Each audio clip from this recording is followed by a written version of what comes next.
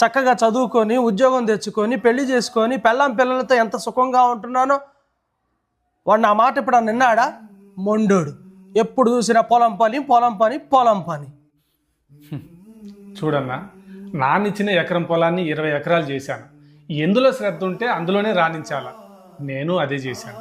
అందులో తప్పే ఉందన్నా.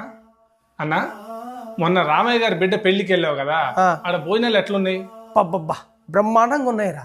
చికెన్ బిర్యానీ, మటన్ బిర్యానీ, పులిహోర, దద్దోజనం, 36 రకాల వంటలు. తినలేక సత్యం అనుకో. అమ్మా, ఇంటికి పార్సిల్ కూడా పంపించారే, అంత బ్రహ్మాండంగా ఉన్నాయిరా. అన్నా, అదంతా ప్లాస్టిక్ వంట అంట కదా, నీకు అడిగిందా? ప్లాస్టిక్ ఏంట్రా? రైతు పండించిన పంట అయితే. ఏంటన్నా? రైతు పండించిన పంట. అమ్మా, అన్నయ్య ఏదో అంటున్నాడేంటి? రైతు పండించిన పంట.